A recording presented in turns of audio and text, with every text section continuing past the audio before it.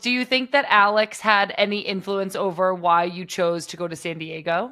Yes, I was fun when I was young. So yeah, she's a really good player. So I think it's the all like the city, the team, Alex Morgan, Yeah. everything.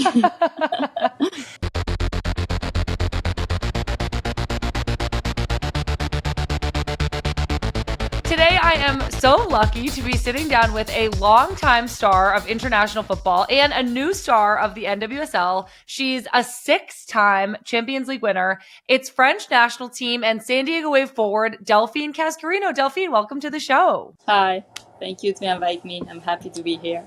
Oh my gosh, I'm so excited to have you. Thank you so much for making the time to talk to us. I was so thrilled when you decided to come to the NWSL to play with San Diego. You've been one of the most fun players to watch this season. And so I know you grew up in Saint-Priest, France, which is a suburb of Lyon, right in the middle of the country.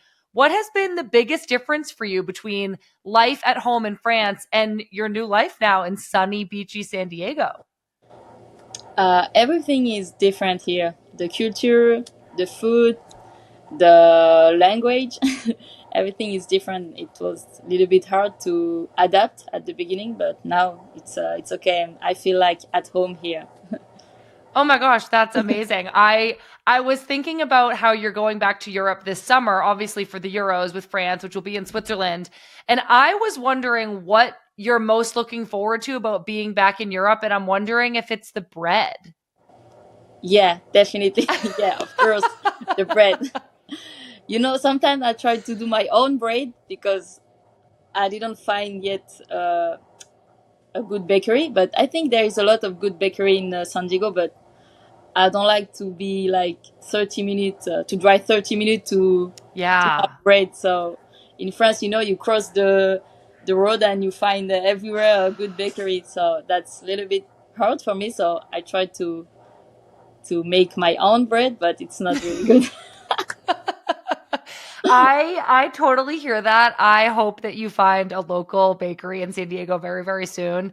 But I can imagine this summer you will be eating it right up when you're in Europe. I do want to talk a lot about the Euros, but first, I want to share some of your background with our listeners. So you grew up playing in Lyon's academy, and you actually trained alongside your twin sister, Estelle. You even both got to make your senior debut for Lyon in 2014. You were both only teenagers. And I actually grew up playing with my sister as well. We played like all the way from when we were in high school onto the full national team together. I'm curious what it was like for you to play with a twin and to go pro together. For me, it was normal because yeah, we lived together. We was already always together, so it was normal for us to play on the same team and to have the same job now. But yeah, when I think about that, yeah, it's really good, and my family is very proud of us because it wasn't easy to be where we are now. So yeah, it's good, and it's amazing to share the same passion with my sister, with my twin. Yeah, it's amazing. Yeah, have always found that I think being a professional athlete like presents a lot of challenges that not everybody can relate to, but when you have someone in your family, your sister who you're so close with and she kind of understands what you're going through day to day, it's made me and my sister a lot closer because we share all of the ups and downs of being a professional footballer. Do you feel the same? Yeah, I feel the same. I think we help each other to grow up like a woman and like a soccer player. I think if my sister wasn't here next to me in my career, I will be different. I think Yeah. like different player. I think because it's help to have someone from your family around you everywhere. Yeah. When you we try to build a career, it's really nice to have someone close of you who follow you everywhere. Because I trained in Lyon first, but when we was young, around 14, 15, we train in Paris, so far from our family. Yeah, we train in Paris and in like a French academy, like Clairefontaine, and I was really lucky to have my sister with me far from we was far, but I bring my family with me, so it was really nice, and yeah, I was lucky. Yeah, that's incredible. I have always found too that my sister has pushed me in my career a lot. We've made each other better. I feel like you're kind of saying the same thing. I know that you stayed at Lyon. You played there for almost 10 years. You played in over 220 matches. You won 23 titles with the club, including, as I mentioned earlier, 6 Champions League titles. You helped Lyon become the dynasty that we all know and love and even fear today. And it feels so rare to get to watch someone spend so long with their hometown club. So I'm curious, Delphine, besides it being home and being close to where you grew up, what was it about Lyon that was so special for you? It was a dream for me to play for this team, and I was lucky to was born in this city, the city of women's soccer. So yeah, it was my goal to train with this team and to play with this team. So yeah, it was amazing, and yeah, I was lucky. That's it. I think I met the best person and the best trainer when I was young. And they helped me to have this level and to climb step by step. That's incredible to hear you say you were kind of like born into the heart of women's football and it was your dream and you were so close to it. I wonder if being a part of the city that women's football has become so, well known for, helped you reach this really high level. I know that in 2024 you made the decision to leave home, to leave France, to come play here in the NWSL. And you were saying that you were maybe looking for an adventure. So we've talked about so much about how Lyon meant a lot to you. Was there a moment that you knew it was time to branch out and try something different? There is not a moment. It was like a feeling, like as you said. Yeah, I won a lot of trophy with this team. I think I was mature at 27. But it was really difficult to take this decision. Thinking a lot about few options, but yeah, for me, the best option, like as a woman and as a soccer player, it was to leave, because I was there for 15 years in the same team, same club, same city. I grew up here, and if I want to improve something, to take a risk, I need to change, and so that's why I decided to change and to leave my city, my family, and my team. It was hard, but I think it was a good decision, because first of all, to learn English, because my English was so bad, but now I'm a little bit better, and to discover another championship like the NWSL. It was a dream for me to play there. I was fan before. I was fan of Alex Morgan, and I was Oh lucky my because gosh. I played with her in Lyon, but just Hmm. for a few months, and I was injured, so I didn't really play with her. And yeah, I was happy to be back and to play with her. And I played only 2 weeks with her, because then she announced Ah, his that she was pregnant. yeah, So, last but summer. yeah, 2 weeks, it's good. Yeah. Yeah, I know. That's incredible. Do you think that Alex had any influence over why you chose to go to San Diego? Yes, I was fun when I was young. So yeah, she's a really good player. So I think it's the all, like the city, the team, Alex Morgan, Yeah. everything.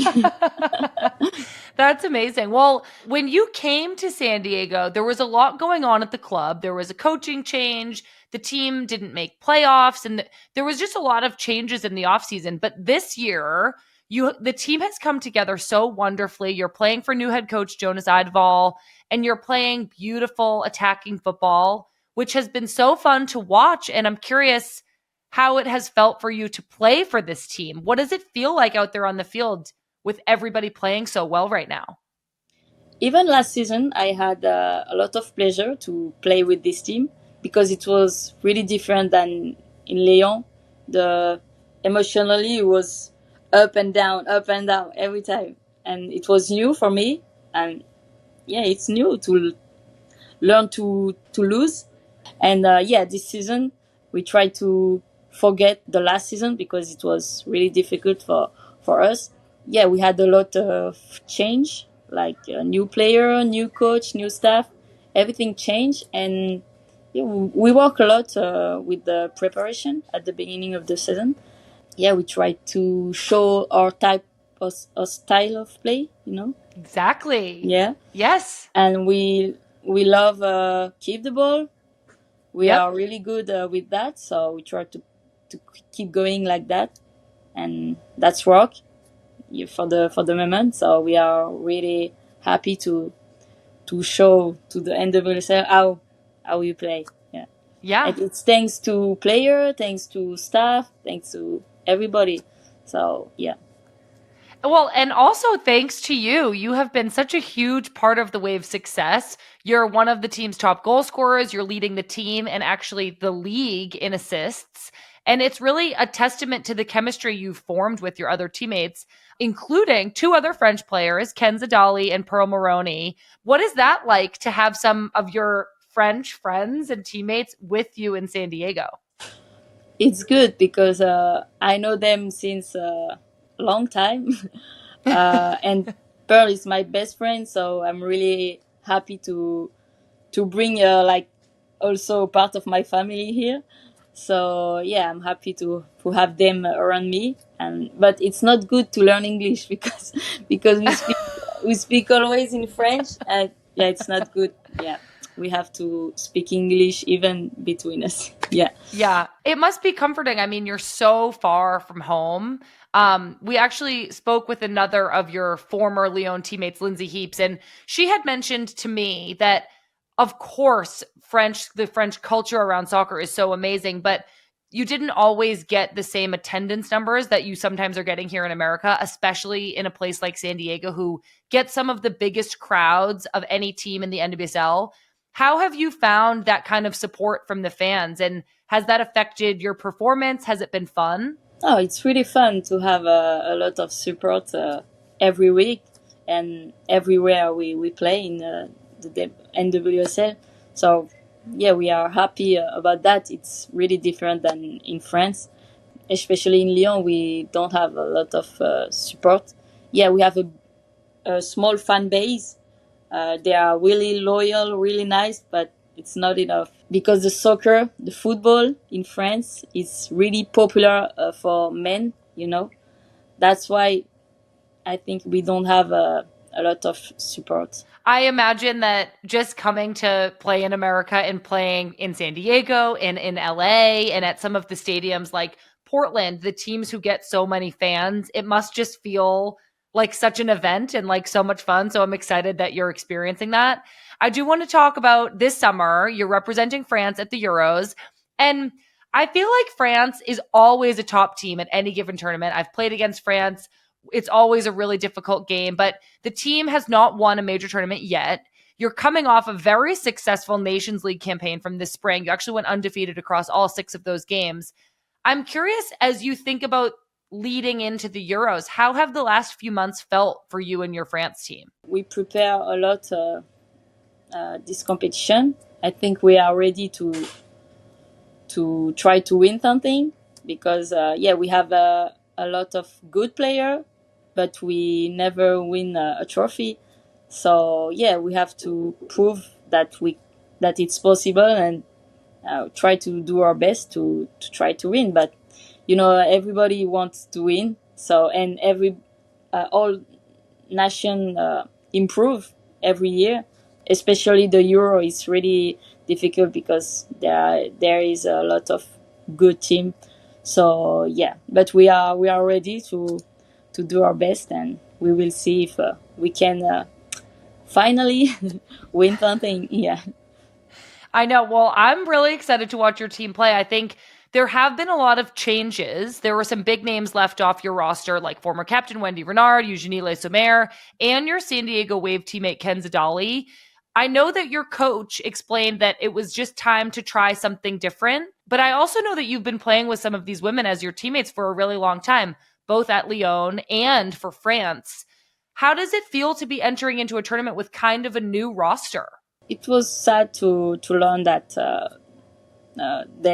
three legends can't participate to the Euro, and yeah, it's a coach choice. We can do anything, but yeah, it was sad, and they are still really good and really well on the field. So yeah, but it's soccer. It's like this, and we respect the choice. New team, new coach. Yeah, we will see, but yeah, it's really different, and yeah, we try to. We are a new generation, and we try to do our best. Yeah, definitely. I think actually the US women's national team is going through a similar turnover where some older veteran players and leaders have either retired or they're not on the team anymore. And I wonder, I mean, something I'm noticing with the US is that younger players and younger leaders are being forced to kind of step up and take over the responsibilities of some of the older players who aren't there anymore. I'm curious, you're only 27, but you are a veteran of this team. You've been playing professionally for so long. How do you imagine that your role as a leader on the French national team might change at this tournament? I'm not someone who talk a lot and stuff like that, but I think I'm not a leader like by what I say, but a leader, a technically leader maybe. Yeah. Sorry, they're laughing about my English. Oh, Pearl's behind the scenes. I feel like you were maybe trying to say like you lead by example. I try, yeah, I try, but yeah, because I'm someone really quiet, and I'm not the type of player who will lay yelling at someone or stuff like Mhm. that. Yeah. Yeah, who on your team do you think will step up in place of some of these older players who aren't coming? Maybe Sandy Toliti, the midfielder. Yeah, she can Mhm. take the lead naturally. Grijembok, she's a really good. She's a really good player, and she can take the lead. The French national team has players from the Women's Super League in England, as well as the French, Italian, and Spanish soccer leagues. You're the only player on the squad from the NWSL. How do you feel your time abroad here in the US with San Diego has actually prepared you for the Euros this summer? Yeah, to be honest, I will be prepared because I play every week. Yeah, physically, I think I will be in shape. Yeah. Have you found that either the intensity or the style of play that you're getting exposed to in the NWSL has elevated your game? Like, do you feel more prepared than you have in the past? Yeah, to be honest, yeah, I improve a lot my cardio, I can run more. No, yeah, I'm honest I because know. in Lyon, we had during the season we had like maybe six tough game, big game. It's different here every week. You have to be in shape. You are like at 100%. I'm exhausted at each game, I and know. so yeah, I noticed that when I was back with the national team on the field. I was like, oh yeah, I'm good. I'm not tired, even if I travel a lot.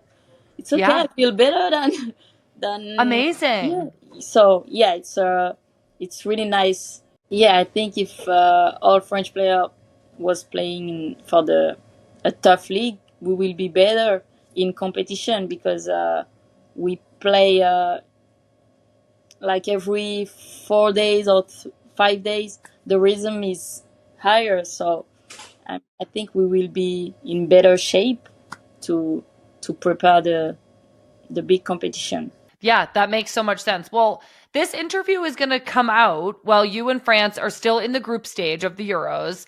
You are in a really competitive, tough group with Yeah. Wales, the Netherlands, and the reigning European champions, England. How does a really tough group like this actually demand the best from your team and kind of force you to play at your highest level?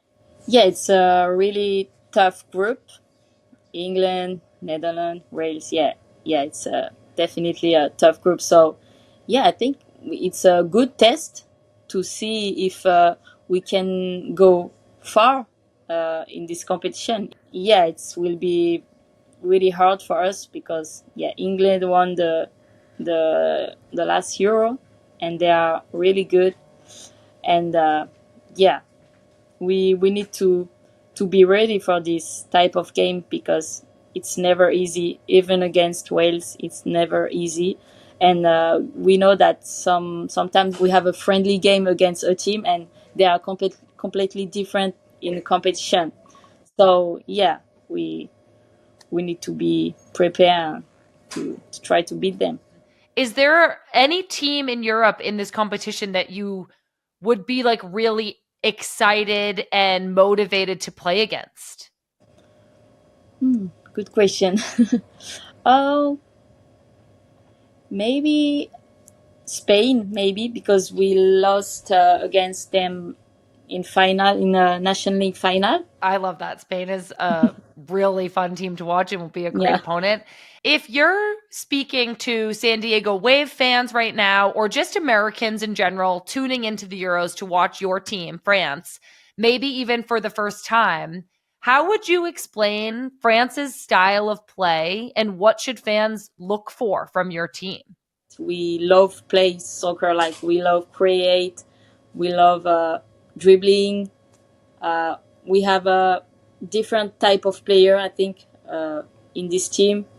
We have a faster player, technically really good player. I think we have a mix of everything, so it can be fun to watch. So yeah, watch us, guys. No, Amazing. Yeah. That was a great answer. Before I let you go, I do just want to say it's been so fun to chat and get to know you a little bit. And I really am so excited that you're bringing such beautiful football to the NWSL and to San Diego. I know you're an up and coming veteran of the French national team, and now you have this international club experience. You're really coming into the prime of your career.